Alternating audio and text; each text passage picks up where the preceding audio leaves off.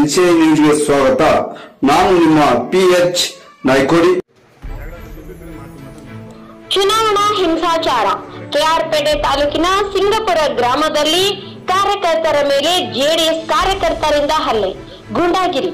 ರಕ್ಷಣೆ ಕೋರಿ ಪಟ್ಟಣ ಪೊಲೀಸ್ ಠಾಣೆಗೆ ದೂರು ನೀಡಿದ ಬಲರಾಮ್. ಮಂಡ್ಯ ಲೋಕಸಭಾ ಕ್ಷೇತ್ರದ ಕಾಂಗ್ರೆಸ್ ಅಭ್ಯರ್ಥಿ ಸ್ಟಾರ್ ಚಂದ್ರು ಪರವಾಗಿ ಮತ ಪ್ರಚಾರ ನಡೆಸುತ್ತಿದ್ದ ಸಿಂಗಪುರ ಗ್ರಾಮದ ಹಿರೇಗೌಡರ ಪುತ್ರ ಬಲರಾಮ್ ಮೇಲೆ ಕಾರ್ಯಕರ್ತರಾದ ಹರೀಶ್, ಮಂಜೇಗೌಡ, ಕಾರ್ತಿಕ್, ಬೋರೇಗೌಡ ಮಾರಣಾಂತಿಕವಾಗಿ ಹಲ್ಲೆ ನಡೆಸಿ ಕೊಲೆ ಬೆದರಿಕೆ ಹಾಕಿದ್ದಾರೆ. ಈ ಬಗ್ಗೆ ಪಟ್ಟಣ ಪೊಲೀಸ್ ಠಾಣೆಯಲ್ಲಿ ಪ್ರಕರಣ ದಾಖಲಾಗಿದೆ.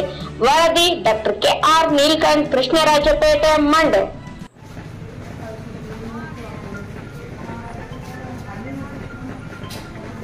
ಡಾಕ್ಟ್ರೆ ಯಾವ ಕಡೆ ಹೊಂಟೋಗ್ಬಿಟ್ರಿ? ನಾವೆಲ್ಲ ಇಲ್ಲೇ ನಿಂತಿದ್ದೀವಿ. ಇದರಲ್ಲಿ ಕೊಟ್ಬಿಟ್ಟು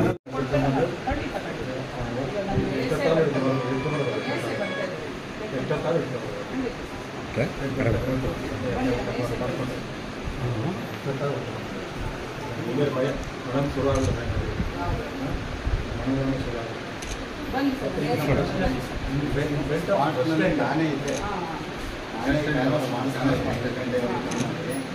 ಅವನು ಕರೆಯೋಕ್ಕೆ ಆಯ್ತಲ್ಲ, ಅವನು ಶುರು ಮಾಡೋದಕ್ಕೆ 8 ಜನ ದಳದ ಕಾರ್ಯಕರ್ತರು ಏಕಾಏಕಿ ಕಲ್ಲೆಸಿಯೋರು, ಎಸೆಸಿಯೋರು. ಈಗ ನಾವು ನಮ್ಮ ಅಕ್ಕರು ನಮ್ಮ ಅಮ್ಮನ ಇಬ್ಬರಿದ್ದಾರೆ. ನಾಳೆ ಬಂದು ನೀವೇ ಎನ್ಕ್ವೈರಿ ಮಾಡಿ ನೋಡಿ. ಊರು ಅಂಚೆಲ್ಲ ನೋಡ್ಬೇಕಿದ್ದಾರೆ. ಜನ ಅಪೋಸ್ ಮಾಡಿದ್ದಾರೆ, ಇಡೀ ಊರಿನ ಜನ ಅಪೋಸ್ ಮಾಡಿದ್ದಾರೆ. ಅಪೋಸ್ ಮಾಡಿದ್ರು ಕೂಡ ಅವನು ಬಿಟ್ಟಿಲ್ಲ, ಓಡಾಡ್ಸಿದ್ರು. 40 ಮನೆ 45 ಮನೆ ಅವ್ರ ಗಾಡಿ ಎತ್ಕೊಂಡ್ಬಂದು ಏಕೆ 4 ಜನ ಬಂದು ನನ್ನ ಮೇಲೆ ಅಟ್ಯಾಕ್ ಮಾಡೋದು. ನಮ್ಮ ತಂದೆ ಕುಂತಿದವ್ರಿಗೆ ಕುಂತಿದವ್ರಿಗೆ ತಲೆ ಎತ್ತಾಕಿದ್ರು. ನನಗೆ ಬಣ್ಣೆಲ್ಲ ಹೊಡೆದು ಇದೆಲ್ಲ ಹೇಗಾಗಿದೆ, ಇದೆಲ್ಲ ಕಲ್ಲು ಎತ್ತಾಕಿದ್ರು. ನಾನು ತಪ್ಪಿಸ್ಕೊಂಡು ಓಡೋದ್ರೆ ಇದು ಸಿಗಾಕಿದ್ರು. ಅವ್ರಿಗೂ ಕಲ್ಲು ಎತ್ತಾಕಿದ್ರು. ಅಲ್ಲಿಂದ ಇದಕ್ಕಿಂತ ಏನಾಗಿತ್ತು? ಹಿಂದೆ ಕಾರ್ಯಕರ್ತರು ನಮ್ಮ ಕಾರ್ಯಕರ್ತರ ಮೇಲೆ ಮಾರಣಾಂತಿಕ ಹಲ್ಲೆ ಮಾಡಿ ಚುನಾವಣಾ ಪ್ರಕ್ರಿಯೆಗೆ ಮತಯಾತ್ರೆಗೆ ಅಡ್ಡಿಪಡಿಸಿದ ಈ ವಯಸ್ಸಾದ ವ್ಯಕ್ತಿ ಕಾಲ ಮೇಲೆ ಕಲ್ಲೆತ್ತಾಕಿದ್ದಾರೆ. ಈ ಸಾರ್ವತ್ರಿಕ ಲೋಕಸಭಾ ಚುನಾವಣೆಯ ನಿಜವಾದ ಬಣ್ಣ ಬಯಲಾಯ್ತಾ ಇದೆ ಜನತಾದಳದವರು. ಈ ಗೂಂಡಾಗಿರಿ ಮೂಲಕ, ಈ ದಬ್ಬಾಳಿಕೆ ಮೂಲಕ, ನಮ್ಮ ಕಾರ್ಯಕರ್ತರ ಮೇಲೆ ಎದುರಿಸೋದ್ರ ಮೂಲಕ ಈ ನಮ್ಮ ಲೋಕಸಭಾ ಕ್ಷೇತ್ರದ ಅಶಾಂತಿ ಉಂಟು ಮಾಡ್ತಕ್ಕಂಥ ಪ್ರಕ್ರಿಯೆಯನ್ನ ಪ್ರಾರಂಭ ಮಾಡ್ತೇವೆ. ಇದು ಯಾವತ್ತೂ ನಾವು ಸೊಪ್ಪು ಹಾಕುದಿಲ್ಲ. ಇಂಥ ಯಾವುದೇ ದೊಡ್ಡ ಬೆದರಿಕೆಗೂ ಎದುರುದಿಲ್ಲ. ಏನು ನಮ್ಮ ಕಾರ್ಯಕರ್ತರಿಗಾಗಿದೆ ನೋವು, ತತ್ಕ್ಷಣವೇ ನಾವು ಪೊಲೀಸ್ ಠಾಣೆಗೆ ಹೋಗಿ ಅಪರಾಧಿಗಳಿಂದ ಶಿಕ್ಷಿಸುವವರೆಗೂ ಕೂಡ ನಾವು ಪೊಲೀಸ್ ಸ್ಟೇಷನ್ ಕೂರ್ತೀವಿ. ಇಂಥ ದಬ್ಬಾಳಿಕೆ ದೌರ್ಜನ್ಯವನ್ನ ನಮ್ಮೆಲ್ಲ ಪಕ್ಷದ ಮುಖಂಡರು ಕೂಡ ಖಂಡಿಸ್ತೀವಿ. ಇದು ಯಾವಕ್ಕೂ ನಾವು ಸೊಪ್ಪು ಹಾಕುವುದಿಲ್ಲ, ಇದು ಯಾವಕ್ಕೂ ನಾವು ಹಲರೆಗೆಡುವುದಿಲ್ಲ. ಈ ಗೂಂಡಾ ರಾಜಕೀಯ ಪಕ್ಷ ಏನಿದೆ JDS, ಅದನ್ನ ಈ ಪ್ರಕರಣ ಮೂಲಕನೇ ಮಂಡ್ಯ ಲೋಕಸಭಾ ಕ್ಷೇತ್ರದಿಂದ ಮನೆಗೆ ಕಳಿಸ್ತಕ್ಕಂಥ ಸಂದರ್ಭ ಇವತ್ತು ಉಂಟಾಗದೆ ಅಂತಕ್ಕಂಥದ್ದನ್ನ ನಮ್ಮೆಲ್ಲ ಲೋಕಸಭಾ ಕ್ಷೇತ್ರದ ಪಕ್ಷಾತೀತ ಜನತೆಯಲ್ಲಿ, ಶಾಂತಿಪ್ರಿಯ ಜನತೆಯಲ್ಲಿ, ನಮ್ಮ ನಾಯಕರ ಪರವಾಗಿ, ನಮ್ಮೆಲ್ಲ ಜಿಲ್ಲೆಯ ಪರವಾಗಿ ನಾನು ವಿನಂತಿ ಮಾಡ್ತೇನೆ. ಏನು ಹೇಳ್ತಾ ಇದ್ದಾನೆ? ನಾನು ನಿಮ್ಮ ಕಡೆ 2 ಸರಿ ಫೋನ್ ಮಾಡ್ತಿದ್ದೆ. ತೊಂದರೆ ಕೊಡ್ತಾರೆ, ಗಲಾಟೆ ಮಾಡ್ತಿದ್ದಾಗ ನೀವು ಪೊಲೀಸ್ ಸ್ಟೇಷನ್ಗೆ ಫೋನ್ ಮಾಡಿದ್ವಿ. ಪೊಲೀಸ್ ಜಗಳ ತೆಗಿಬೇಕಾದ್ರೆ ಮಾತು ನಡೆದು ನಾವು ಮಾತು ನಡೆಯೋದಕ್ಕೆ ಹೋಗ್ಬೇಕಾದ್ರೆ ಕ್ಯಾನ್ವಾಸ್ ಮುಗಿತು. ಅಣ್ಣವರು ಇಸ್ಕೊಂಡವರು ಗಾಡಿ ಎತ್ತು ಹೋಗ್ಬೇಕಾದ್ರೆ ಇದು ನಮ್ಮ ತಂದೆಯವರು ಹಾಸ್ಪಿಟಲ್ ಕರ್ಕೊಂಡೋಗಿದೆ. ಕುಂತಿದ್ರು ಅಲ್ಲೇ ಊರೊಳಗಡೆ ಇದ್ರು. ಹಂಗೆ ಏಕೆ ಬಂದು ಅವರೆಲ್ಲ ಸೇರ್ಕೊಂಡು ಕಲ್ಲೆತ್ತಾಕೋರು. ಕಲ್ಲು ಹೊಡೆದು ಆಗ ಮಚ್ಚು ದೊಣ್ಣೆ ಎಲ್ಲ ಅಂತಂದ್ರು. ಹೊಡಿಬೇಕಾದ್ರೆ ನಾವು ಆಗ ತಪ್ಪಿಸ್ಕೊಂಡು ಓಡಿ ಬಂದು ಇಲ್ಲಿ ಬಂದು ಹಾಸ್ಪಿಟ್ಲಿಗೆ ಬಂದಿದ್ವಿ.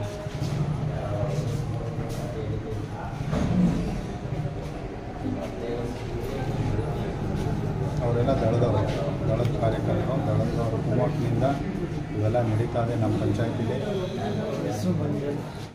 ನೀವು ವಾಕ್ ಹೋಗಿದ್ದೆ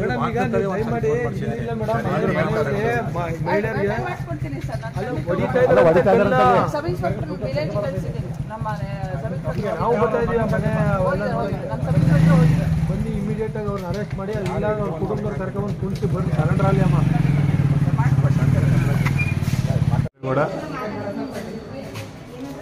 ಕ್ಯಾನ್ವಾಸ್ ಮಾಡೋಕ್ಕೆ ಈ ಥರ ಜೊತೆಲಿ ನೀವಿದ್ರಿ? ಹಾಂ, ಕ್ಯಾನ್ವಾಸಲ್ಲಿ ನೀವಿದ್ರಿ? ಕಾರ್ಯಕರ್ತರು, ನಾಯಕರು, ನಮ್ಮ ಕಾರ್ಯಕ್ರಮಗಳು ನಮಗೆ ಖಂಡಿತವಾಗಿ ಯಶಸ್ಸನ್ನು ತಂದುಕೊಡ್ತೇವೆ ಅಂತಕ್ಕಂಥ ಅಪಾರ ಭರವಸೆ ಇದೆ. ಗ್ರಾಮ ಪಂಚಾಯತ್ ವ್ಯಾಪ್ತಿನಲ್ಲಿ ನಮ್ಮ ಅಭ್ಯರ್ಥಿ 300ಕ್ಕೂ ಹೆಚ್ಚು ಇರ್ತಕ್ಕಂಥ ಕಡೆ ಕ್ಯಾಂಪೇನ್ ಮಾಡಿದ್ದಾರೆ. ಹಾಗಾಗಿ ಮತವನ್ನೇ ಕೇಳಲಿಕ್ಕೆ ಹೋಗಿಲ್ಲ ಪಂಚಾಯತಿಗೆ ಜೆ ಡಿ ಎಸ್ ಅಭ್ಯರ್ಥಿ ತಾಲೂಕು ಸಭೆ ಮಾಡಿದ್ದಾರೆ ಅಷ್ಟೇ. ಗಂಭೀರವಾಗಿ ಚುನಾವಣೆ ವಿಚಾರ ಸಂಬಂಧಪಟ್ಟಂಗೆ ಮಂಡ್ಯ ಜಿಲ್ಲೆಯ ಪ್ರಬುದ್ಧ ಮತದಾರನ, ಮಂಡ್ಯ ಲೋಕಸಭಾ ಪ್ರಬುದ್ಧ ಮತದಾರನ ಮತವನ್ನ ಯಾಚನೆ ಮಾಡಿ ಅವರ ಓಲೈಸತಕ್ಕಂಥ ನಿಟ್ಟಿನಲ್ಲಿ JDS ಅಭ್ಯರ್ಥಿ ಸಂಪೂರ್ಣವಾಗಿ ಪಾಲ್ಗೊಂಡಿದ್ದಾರೆ. ನಮ್ಮ ಅಭ್ಯರ್ಥಿ ಅತ್ಯಂತ ವಿನಮ್ರವಾಗಿ ವಿಧೇಯತೆಯಿಂದ ನಾನು ಮಂಡ್ಯದ ಮಗ, ನನಗೆ ಆಶೀರ್ವಾದ ಮಾಡಿ ಅಂತಕ್ಕಂಥದ್ದನ್ನು ಮನವಿ ಎಲ್ಲ ಕಡೆಯೂ ಕೂಡ ಮಾಡಿದರೆ ಆ ಮನವಿಗೆ ಮಂಡ್ಯ ಲೋಕಸಭಾ ಕ್ಷೇತ್ರದ ಮತದಾರರು ಬಹಳ ಉತ್ಸಾಹದಿಂದ ಸ್ಪಂದಿಸ್ತಾ ಇದ್ದಾರೆ. ಆ ವಿಚಾರದಲ್ಲಿ ಎಲ್ಲ ಕಡೆಯೂ ಕೂಡ ಅಪಾರವಾದ ಜನಸಾಗರನೆ ಅವರನ್ನು ಸ್ವಾಗತ ಮಾಡಿಕೊಂಡು ತಮ್ಮ ಆಶೀರ್ವಾದ ಇದೆ ಅಂತಕ್ಕಂಥದ್ದನ್ನು ನಮ್ಮ ಅಭ್ಯರ್ಥಿ ಹೇಳಿದ್ದಾರೆ. ನಮಗೆ ಸಂಪೂರ್ಣ ವಿಶ್ವಾಸ ಇದೆ, ನಮ್ಮ ಲೋಕಸಭಾ ಕ್ಷೇತ್ರದ ಮತದಾರರು ನಮ್ಮ ಮಂಡ್ಯದ ಮಗನ ಯಾವುದೇ ಕಾರಣಕ್ಕೂ ಕೈ ಬಿಡುವುದಿಲ್ಲ ಅಂತಕ್ಕಂಥದ್ದನ್ನು ನಾನು ಹೇಳಲಿಕ್ಕೆ ಬಯಸ್ತೀನಿ. ಈ ಘಟನೆ ಶಾಂತಿಪ್ರಿಯ KR ಪೇಟೆ ಜನರನ್ನ ಕೆರಳಿಸಿದೆ. KR ಪೇಟೆ ಒಂದು ರೀತಿಯ ಅತ್ಯಂತ ಮಂಡ್ಯ ಜಿಲ್ಲೆಯಲ್ಲಿ ಪ್ರಬುದ್ಧ ಮತದಾರ ಇರ್ತಕ್ಕಂಥ ಕ್ಷೇತ್ರ. ಈ ರೀತಿ ಹಿಂಸಾಚಾರವನ್ನು CM ಲಿಂಗಪ್ಪನವ್ರ ಕಾಲದಲ್ಲೂ ಕೂಡ ಇದು ಸಹಿಸಿಲ್ಲ, SM ಲಿಂಗಪ್ಪನವ್ರ ಕಾಲದಲ್ಲೂ ಸಹಿಸಿಲ್ಲ, ಮುಂದಿನಿಂದಲೂ ಇದು ಸಹಿಸಲ್ಲ. ಈ ರೀತಿಯ ಹಿಂಸೆಗೆ ಇವರು ಮುಂದಾದರೆ ಅದಕ್ಕೆ KR ಪೇಟೆಯ ಪ್ರಬುದ್ಧ ಮತದಾರರು ಸೂಕ್ತ ಉತ್ತರವನ್ನು ಪಕ್ಷಾತೀತವಾಗಿ ನೀಡ್ತಾರೆ. ಬಹುಶಃ ನಾವು ಸಾರ್ವಜನಿಕ ಜೀವನದಲ್ಲಿ ಹಲವಾರು ವರ್ಷಗಳಿಂದ ಚುನಾವಣಾ ಸಂದರ್ಭದಲ್ಲಿ ಈ ರೀತಿ ಅಧಿಕಾರವನ್ನು ಚುನಾವಣೆ ಗೆದ್ದಿದ್ದೀವಿ ಅಂತಕ್ಕಂಥ ದುರಾಂಕಾರದಿಂದ ಅವರ ಕಾರ್ಯಕರ್ತರು ಏನು ನಮ್ಮ ಕಾರ್ಯಕರ್ತರ ಮೇಲೆ ದಬ್ಬಾಳಿಕೆನ ದೌರ್ಜನ್ಯನ ಮಾಡ್ತಾ ಇದ್ದಾರೆ. ಇದು ಬಹಳ ದಿನ ಉಳಿದಿದೆ, ಇದಕ್ಕೆಲ್ಲ ಅಂತಿಮ ಇದೆ. ಸೋಲಿನ ಹತಾಶೆ ಈ ರೀತಿ ಅವ್ರಿಗೆ ದಿಕ್ತಪ್ಪಿಸ್ತಾ ಇದೆ.